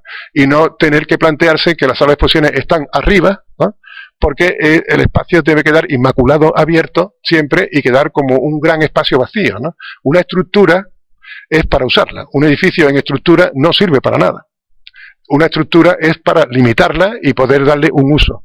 Y ese uso, pues puede, digamos, plantearse con una serie de elementos que pudiéramos ocasionalmente cerrar una nave y plantear exposiciones, digamos, en una nave y utilizar la Atarasana en lo que tiene su valor, que son las naves mudéjares y sus bóvedas. No un espacio de arriba, que es un espacio, digamos, trivial, en el sentido de que son naves, pues, como de almacenes, ¿no? O sea, con una cercha, que por muy bonita que sea, no es realmente el problema de la emoción que despierta un poco las Atarasanas, ¿no? De tal manera que nosotros planteamos que, por ejemplo, se puede plantear que esta nave 2, ¿no? Pues sea una nave que, la 2, ¿no? Esta que es la 2, pues se cierre de pronto y se pueda hacer aquí una exposición. Y que estas permanezcan abiertas para exposiciones más abiertas. Y que las naves de abajo y debajo de la nave 4, pues puede haber unas salas para hacer un salón como estamos aquí. Y por tanto, digamos, la capacidad que tiene Atarasana de versátil, pues total, ¿no? Y creo, digamos, que esta idea, ¿no? Digamos, de recuperar este sentimiento, un poco de este espacio. Yo recuerdo cuando queríamos bajar un metro al espacio y decían, ¿no? ¿Pero para qué? Si es muy grande. No hace falta. Y cuando bajamos al espacio, dijeron la gente, caramba, ¿no? Pues qué bien, ¿no? Pero es que el problema es que estamos andando por la mitad de un edificio cortados. Y por tanto, digamos, tenemos una verdadera restauración. El proyecto de verdad en Atarasana es recomponer su estructura. Es como si tuviéramos la Catedral de Sevilla pues por la mitad cortada y dijéramos ya tenemos suficiente, ¿no? Es muy grande, ¿no? Bueno, pero claro, es que el planteamiento es que estamos hablando de restauración, digamos, de un monumento. Y te estamos hablando, digamos, de precisamente esa fortaleza que este edificio tiene para poder hacer este tipo de operación, ¿no? Esta de aquí es la rampa, veis en la 6 la rampa de bajada, que aquí ha salido un poco ciega, pero que podía ser solamente una lámina, ¿no? Y el balcón de la 4, ¿no? Que se vuelca sobre la 5 y entiende, digamos, no hace falta bajar toda la Atarasana, hay que bajar unas naves y, por supuesto, bajar, hoy se hacen garajes pues en el Paseo Colón, ¿no? Y se tiene, digamos, la posibilidad de poner unos muros por detrás de hormigón y hacer un vaso con la cimentación y quitar tierra, o sea que es una obra que no es costosa para nada, porque en nuestro proyecto estaba justo Alpañés, que es el ingeniero, digamos, de la escuela técnico en la tecnología del suelo, ¿no? De la cosa, y realmente iba con nosotros en el proyecto y eso se puede hacer perfectamente, estaba dentro del presupuesto que planteábamos. Y aquí vemos también al final que la intervención arquitectónica que proponemos constituye un episodio específico y revelador de la nueva arquitectura. El carácter de la cubierta huye del espectáculo o de la intervención icónica. Así, el perfil de las Atarasanas pretende reconocer los valores históricos que le han caracterizado y reutilizarlos como constante en toda la intervención. Porque creo que el problema fundamental es no sobrepasar, digamos, las cubiertas actuales, ¿no? Porque realmente eso es como es construir hacia arriba. Dice que así se respeta lo de abajo, pero realmente lo que se hace cuando se construye es que se acortan las naves y lo que se queda es un techo plano por encima de los arcos. Y las naves no es un techo plano con arcos, las naves son unas entidades con luz y con cubiertas que llegan desde la muralla, digamos, hasta el cuerpo de cabecera. Si nosotros metemos detrás un edificio que tiene 30 metros para crear un programa arriba, lo que hacemos es que estamos cortando las naves en 30 metros y le estamos quitando, digamos, la potencia que la nave tiene. El proyecto es buscar su origen y utilizar la base, digamos, espacial que la Tierra se tiene, y precisamente en las partes de arriba deben ser las partes, digamos, de servicios, donde deben estar los almacenes, ¿no?, las oficinas, ¿no?, la cafetería, ¿no?, cosas que realmente no son, digamos, el verdadero sentido de lo que tiene que ser, digamos, este monumento. O sea, entonces el verdadero proyecto es, digamos, respetar esa entidad, digamos, de las cubiertas y no agobiar la Torre de la Caridad, etcétera, con estas implantaciones, ¿no? Bueno, una brevísima intervención sobre el Museo del Prado, ¿no? Museo del Prado, concurso en el 95, internacional, donde nosotros estuvimos seleccionados entre los 10 ganadores, ¿no?, de finalistas, ganadores finalistas, y estuvimos en 3 convocatorias hasta que realmente, finalmente, pues, el proyecto, pues, todo el mundo sabemos quién lo hizo, ¿no?, Rafael Moneo, y por supuesto nosotros encantados, porque nosotros no tenemos capacidad ni categoría ni nada para poder hacer, no hubiéramos muerto, ¿no?, digamos, ¿no?, porque eso no se puede hacer más que por alguien que tenga ya la autoridad suficiente para poder hacer ese museo. Pero nosotros creemos que contribuimos, digamos, a cómo es el museo hoy, ¿no? En el Prado, en 4 palabras, tiene un tema, el edificio de Villanueva, que está situado, digamos, con respecto al paseo del Prado, ¿no?, el arroyo de la Castellana, y hay un desnivel entre el Parque del Retiro y el paseo del Prado que no se ha solucionado. La Academia y los Jerónimos están sin espacio delantero en un terraplén, digamos, de césped, ¿no?, que todos conocemos, y no tiene, digamos, entidad suficiente ese espacio. Nosotros lo que planteamos para este proyecto precisamente era regularizar ese territorio con un bancal, ¿no?, plantear, por tanto, que la conexión con el Prado, que le llamamos el crecimiento armónico, llamamos a este momento de la intervención, el crecimiento armónico, era poder, con ese suelo nuevo, digamos, artificial que se eleva, plantear las conexiones desde la Puerta de Velázquez hacia dentro y organizar las partes nuevas del museo justamente debajo de ese espacio. Y a través de ese espacio conectar con los Jerónimos, con el claustro de los Jerónimos, que volvíamos a reconstruir, ¿no? Esta fue nuestra idea desde el principio. Los otros concursantes fueron cambiando en cada una de las sesiones de ideas. Finalmente, en la tercera convocatoria, la entidad del Prado planteó que había que hacer el esquema que nosotros teníamos planteado desde el principio. Y luego, pues todo el mundo se sometió a este esquema, con variantes, por supuesto, pero era un poco la clave de cómo se planteó esto, ¿no? Este espacio entre la vía de Felipe IV, creo que se llama, ¿no?, y el Botánico, es un espacio que es la trasera del Prado, pero que tenía que convertirse en una respuesta, digamos, a lo que es el paseo, ¿no? Y este suelo que se crea, pues hace que la Academia y los Jerónimos tengan como una explanada delante, ¿no?, de llegada y de recibimiento, ¿no? Evidentemente aquí está muy forzada esta escalera que baja a la plataforma de Goya, pero eso sería muy subsanable en un proyecto, y se plantea un poco esta solución, ¿no? Por tanto, el eje fundamental que se creaba nuevo era recuperar la Puerta Velázquez, que estaba cerrada, hacer que la sala asidal de Villanueva se quitara el teatro, digamos, que había hecho García de Paredes, y que fuera un poco el corazón de la unión, porque a los laterales de ellos se creaban unas galerías, estas galerías laterales, que ingresaban, digamos, en la parte donde iba a estar las nuevas funciones del Prado, que eran, digamos, las tiendas, todo el tema de las cafeterías, para liberar el Prado de todos estos servicios, ¿no? Nosotros también planteamos un patio que era simétrico, gemelo, desde el claustro en la plaza, para hacer una iluminación de todo este recorrido interior, de paso entre la Puerta de Velázquez, el eje, Puerta de Velázquez, los Jerónimos, para que todas las circulaciones pudieran, digamos, estar con luz. ¿Y qué? ¿Quiere enseñar? ¿Qué? ¿Cómo? Ah, bueno, ha pasado la de frente. Pero sí, bueno, es que no sé manejarlo, no sé cómo.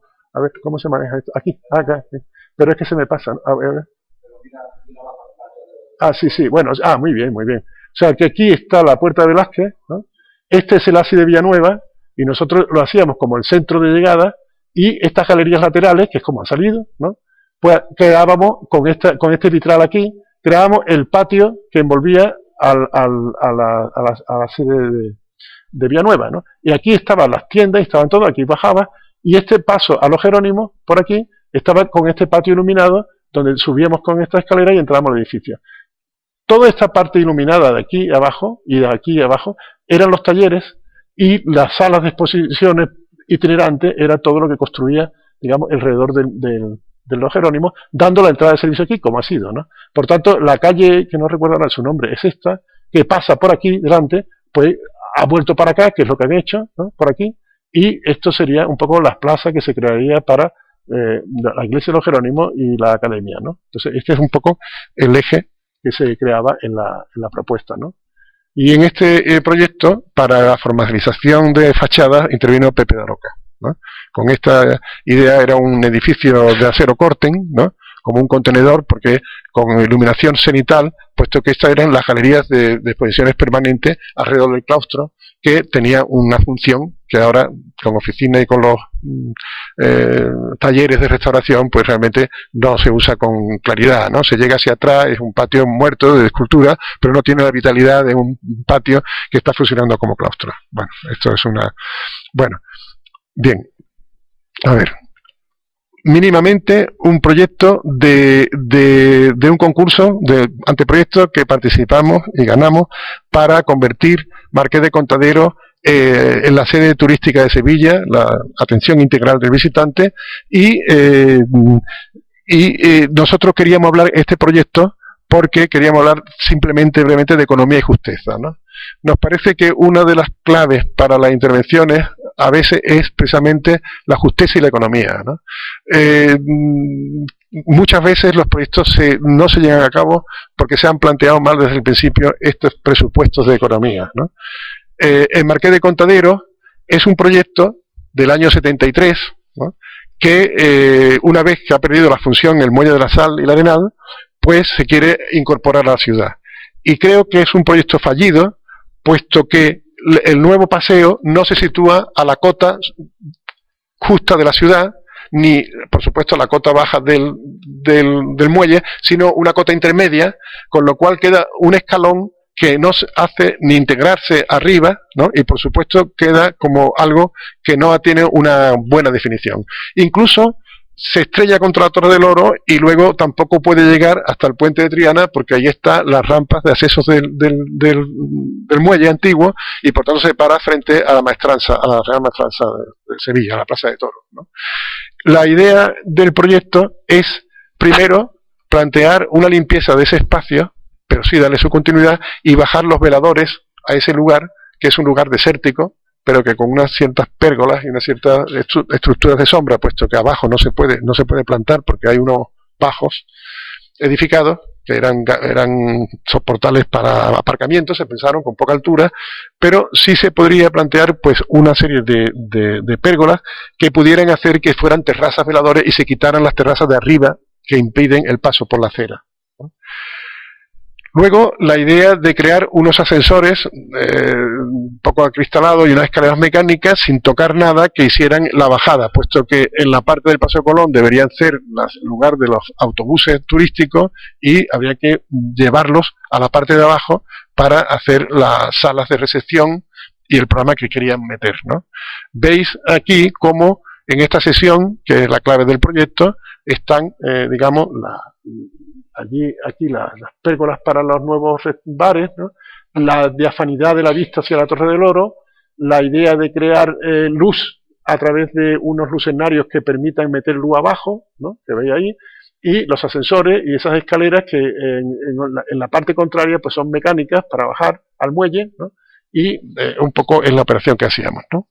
Bueno, hay un programa extenso donde quieren hacer la parte gastronómica de la operación, que la etapa de Sevilla, al flamenco, y en el centro un poco pues la atención la atención al visitante, la toma de barcos, la llegada de autobuses, la salida hacia el casco histórico. Es un proyecto que el consorcio turístico está haciendo para recuperar esta parte del río y que en este momento pues lo están desarrollando ellos, puesto que ya los proyectos no los encargan fuera y lo hacen los propios funcionarios, ¿no? Esperemos que lo hagan bien, ¿no? Porque el sitio lo merece, ¿no? Realmente, ¿no? Bueno, y finalmente hay dos temas que quería plantear muy brevemente porque son conocidos, porque lo tenéis aquí en Sevilla. La restauración del espacio público.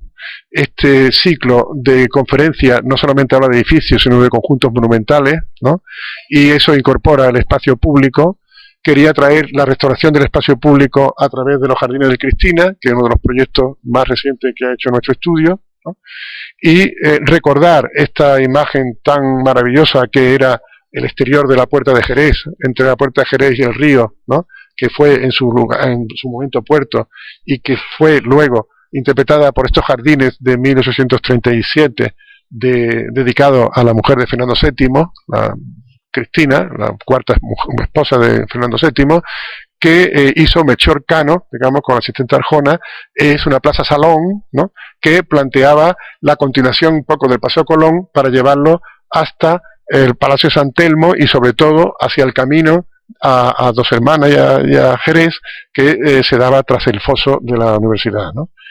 Como a través del tiempo, unas intervenciones muy fuertes en el año 29, en la época de la exposición iberoamericana del 29, se construye el edificio de Cristina, que rompe el jardín que tenía continuidad hasta la Torre del Oro. La Torre del Oro era el extremo, digamos, norte del jardín, y cómo se construye el Alfonso XIII sobre los jardines de la Eslava, ¿no? Magníficos jardines de la Eslava, ¿no? Y cómo el tráfico, el aumento del tráfico, hace que el Paseo de las Delicias lo desconecte del río, ¿no? De la visión antigua, ¿no? Que estaba el muelle de viajeros, ¿no? En los pies de este muelle y desde la puerta de Jerez, ¿no? ¿Qué? Pues era la salida, ¿no? Y el postigo, ¿no? De aquí de la Casa de la Moneda, era la salida a este gran espacio, ¿no? Con un salón, ¿no? Como son los salones estos de un banco que rodean, y es el salón elegante de la ciudad, ¿no? Al exterior de la ciudad, la parte abierta de la muralla de la ciudad, pues como esto, el tráfico precisamente pegado a la banda del frente fluvial, ¿no? De Paseo Colón, Paseo de Delicia, Palmera, etcétera, van a hacer, digamos, que rompan esta unidad. La Avenida de Roma, ¿no? Que es la sustitución de mejor conexión, digamos, de salida hacia el sur, ¿no? Y, sobre todo, digamos, el nuevo puente que se introduce en el año 30 para hacer los remedios, ¿no? Que se construye en los años 30, pues realmente hace que la Puerta de Jerez, ya rota las murallas, se convierte en una rotonda con la avenida y se convierte en una isleta que poco a poco va perdiendo conexión con la ciudad. Las obras recientes luego del metro de la Puerta de Jerez, ¿no? Ya terminaron con el abandono de este lugar, que se convirtió en un lugar, digamos, de indigentes, ¿no? Y en un lugar, digamos, maravillosamente emplazado, pero en unas condiciones que no tenía ninguna conexión con la ciudad. El proyecto plantea dos extremos.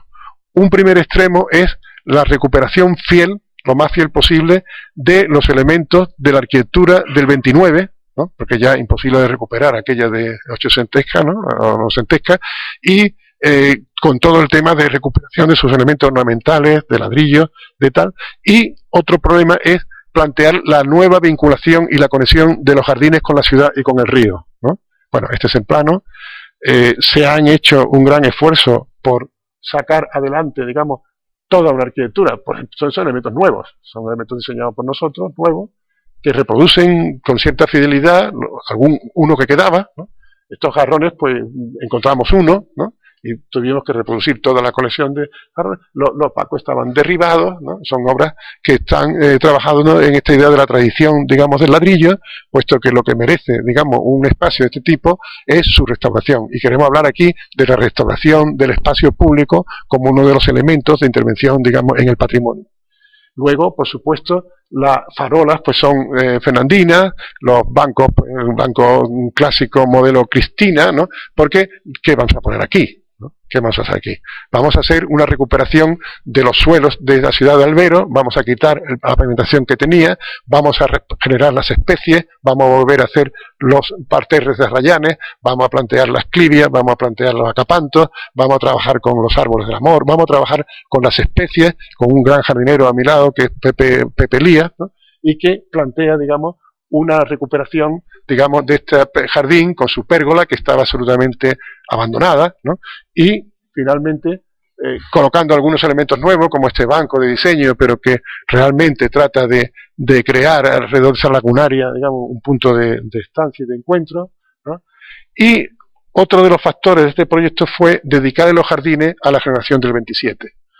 Sevilla, como todos sabéis, fue la sede de aquellas conferencias en el Ateneo, ¿no? El año 27, diciembre del 27, donde se reunieron pues García Lorca, Alberti, Luis Cernuda, ¿no? Los grandes Damas Alonso, los grandes poetas de esta nueva generación que eran los jóvenes, ¿no? Digamos, que en ese momento despuntaban dentro del panorama de la poesía, ¿no? Española, ligada, digamos, al simbolismo francés, ¿no? Planteando otra estrategia distinta de sus mayores, Juan Ramón Jiménez, etcétera, y se reunieron en Sevilla.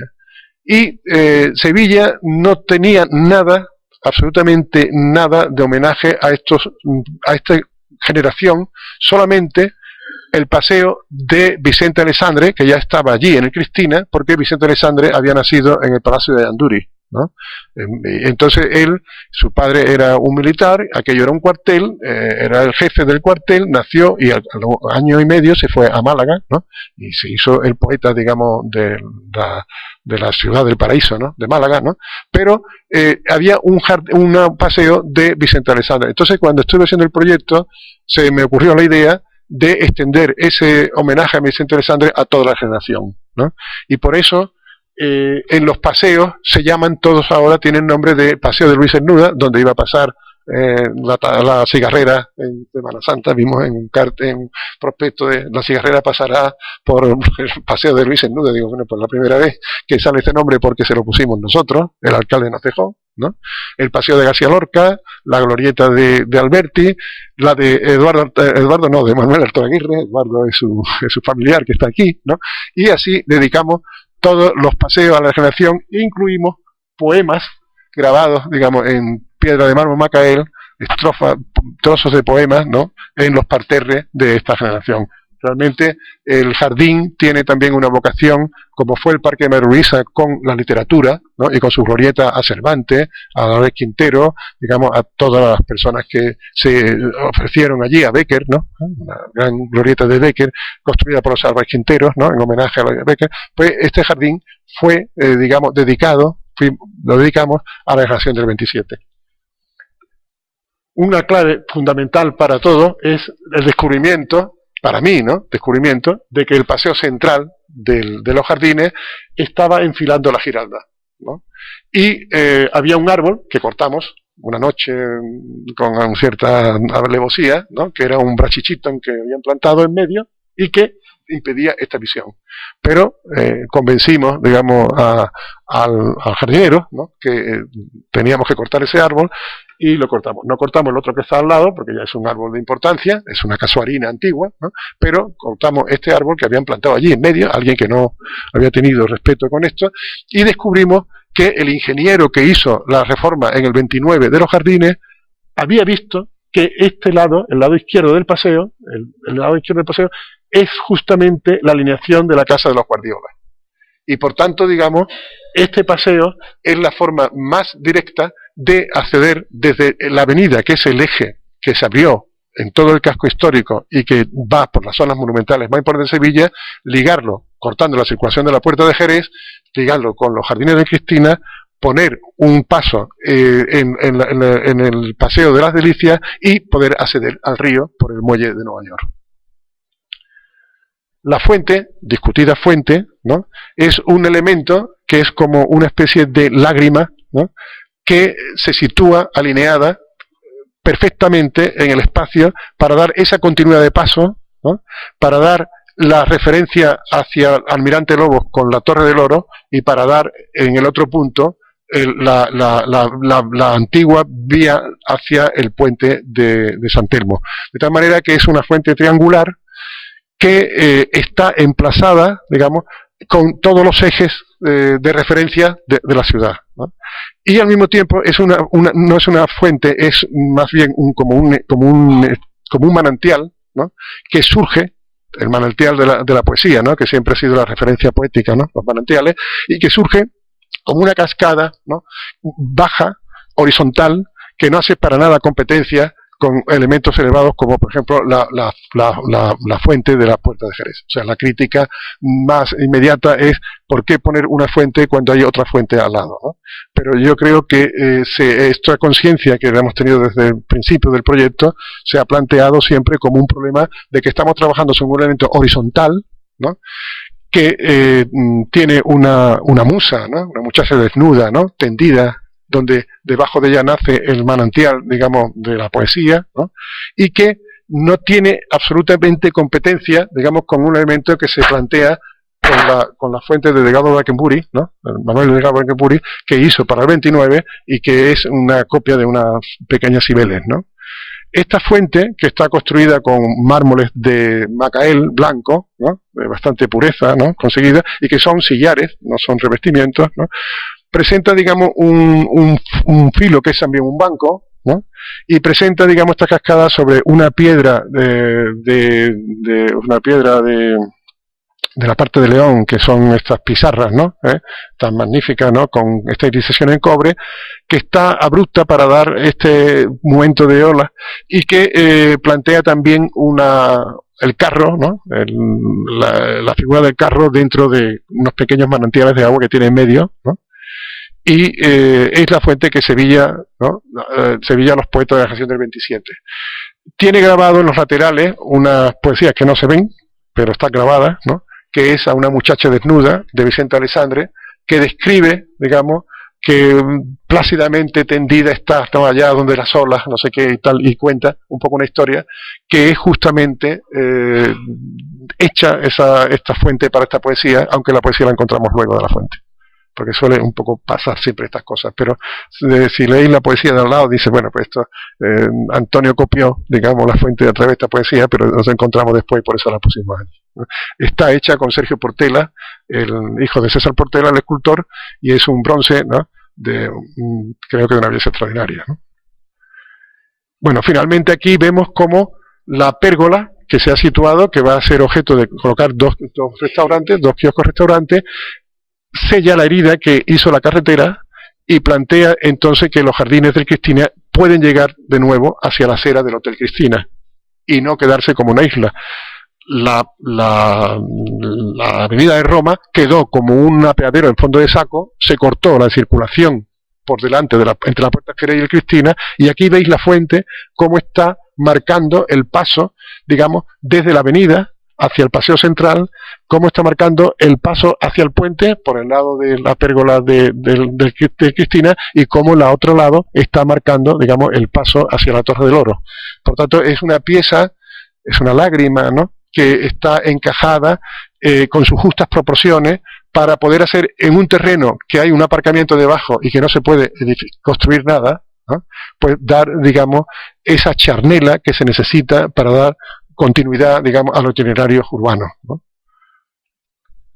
Y ya, finalmente, el muelle de Nueva York, que lo hemos titulado Integración de espacios abandonados, y cómo el muelle, el proyecto del muelle trata, una vez perdida su función portuaria, de devolver a Sevilla lo que fue el Paseo del Río, ¿no?, que era el paseo elegante, como veis aquí, entre, digamos, el Costurero de la Reina y la Torre del Oro, ¿no?, y que pues los domingos pues las damiselas, como veis ahí, están en este cuadro, digamos, representadas, ¿no?, con el talud, digamos, de lo que era la orilla del Guadalquivir antes de tener por delante un puerto, ¿no?, la extensión del puerto. Esta visión nos da la situación, digamos, de este elemento entre puentes, entre el puente de San Telmo, ¿no?, del 30 y el 68 de Casado, Martínez Casado, que cegó ya la posibilidad de poder hacer, porque un puente fijo de poco gálimo, hacer, digamos, la utilización de los muelles, ¿no?, puente, digamos, que está en los dibujos de Luis Recasén, digamos, de los planes del 50, plantea esta unión de lo que es todo el sistema de la ronda a través de la avenida de María Luisa, ¿no? El Prado de María Luisa, y la entrada por Bien de Don Juan, para dar otro acceso, digamos, otro puente a Sevilla, ¿no? Y que es el ámbito en el cual se mueve este proyecto, ¿no? Proyecto que encuentra unos muelles abandonados, ¿no? Que encuentra un paseo superior ensanchado, lo conocí con 2 hileras de árboles, ¿no? Y con un tráfico que hace unas eras muy pequeñas, y con un recrecido del asfalto que hace que los bancos estaban, digamos, en el suelo, y como una parte del proyecto es recuperar los bancos y recuperar esto con unas fábricas de ladrillo, estos muros desde los 40 centímetros de aquí, perdón, aquí, desde aquí, todo esto es nuevo, ¿no? Todo esto es nuevo, o sea, es una técnica de imitación del ladrillo viejo. Por supuesto, la coronación, que era lo más difícil, estaba aquí abajo, la levantamos y la pusimos aquí, pero todos estos ladrillos, pues, son, digamos, ladrillos envejecidos para camuflar un poco en la nueva obra, ¿no? Pero bueno, algunas mentiras son piadosas, ¿no? Digamos, ¿no? Y como la idea en el fondo del proyecto es ampliar el paso de peatones del Paseo de las Delicias, y como no hay acera, pues hacerlo descender y hacer que se amplíe este paseo por el borde del río con una alameda fluvial y con un jardín, ¿no? En este sentido, idea, ¿no? Porque claro, el proyecto que el ayuntamiento tenía aprobado es que se extendiera la parte de arriba en 8 metros, que es hasta la pérgola, y reproducir, digamos, aquí, extender este paseo hasta aquí, y reproducir, digamos, Marqués de Contadero. Este es el proyecto que el ayuntamiento tenía aprobado como proyecto de puerto 27, ¿no? Hecho por unos compañeros nuestros, ¿no? Pues me negué, dije que ni hablar, que no se podía, porque además ponían unos árboles que estaban pinchados sobre la superficie, digamos, de unos comerciales, ¿no? Y además iba a aparecer en el centro de la ciudad, pues unos comercios con unos rótulos, ¿no? Cuando ese muro que levanta la ciudad y la alza, ¿no?, de las inundaciones es, digamos, una dignidad un poco para Sevilla, y no aparecer, digamos, como debajo de un zócalo comercial, ¿no? Por tanto, digamos, este proyecto, que es muy sencillo, lo primero que tiene que hacerse es luchar contra las adversidades, digamos, que están planteadas, ¿no? Y eso es una de las misiones que tenéis vosotros, los arquitectos, ¿no? Jóvenes arquitectos, de entender que una opinión crítica es una opinión valiosa, ¿no? No se puede, digamos, decir, esta es la norma, lo tengo que hacer, ¿no? Esta es la norma, pero yo no lo hago y voy a luchar por cambiar la norma para poder. Finalmente se ha aprobado una modificación del plan para admitir, digamos, que el proyecto ya es ahí y que no va a tener vuelta atrás, ¿no? Pero cuando yo hice esto, dice, bueno, pues como esto puede tener vuelta atrás, lo vamos a dejar hacer. Pero ahora ya está consolidado, digamos, y aprobado la modificación del plan especial del puerto para poder contener esto. Aquí, sin embargo, en esta parte frente al Cristina, quisimos hacer estos balcones para poder dar un observatorio del río, ¿no? La barandilla es la barandilla que tenía antes el puente de San Telmo, originaria bueno, no va a salir el nombre, pero tú lo sabrás, Alessio, el nombre de... ¿qué? De Rivera, el puente de Rivera, y que todavía permanecía en algunos sitios. Entonces, pues realmente la apliqué y la copié. Lo importante era crear escalinatas y rampas suficientes para hacer un descenso fácil y suave a escala de la ciudad, de bajar desde el plano de la ciudad abajo, ¿no? Crear estos paseos que tienen, por un lado, la ribera, y por otro lado, la pérgola, y por otro lado, el jardín.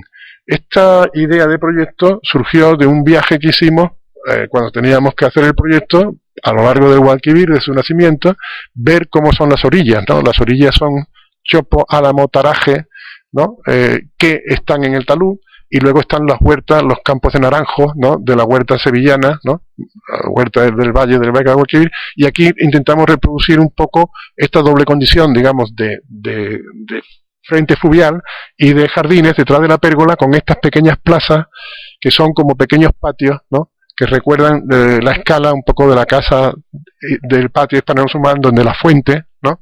Vuelve a tener su presencia, esta fuente ya más industrial, ¿no? Ya más contaminada por el tema de la industria, ¿no? Y de los cascos de los barcos, ¿no? Y finalmente esta explanada, ¿no?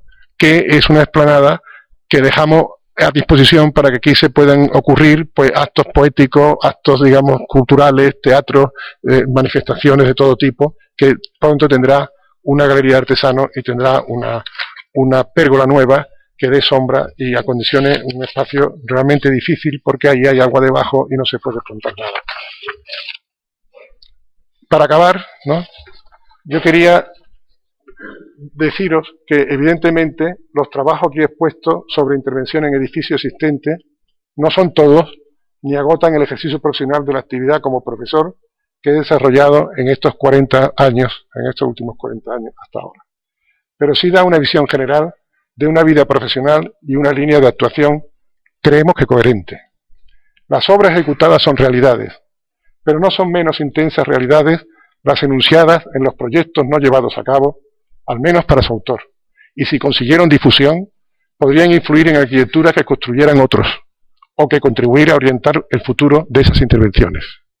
Ello sucedió en el Museo del Prado, o en la conversión del Muelle de la Sal y Paseo de Marqués de Contadero de Sevilla, hoy en redacción por los servicios municipales de Agencia de Urbanismo, o en las Tarzanas de Sevilla, logrando que definitivamente se recupere la dimensión espacial de la nave, verdadero proyecto de la Tarzana creciendo hacia su origen y no sobrellevándola y perdiendo la grandeza y belleza de su nave.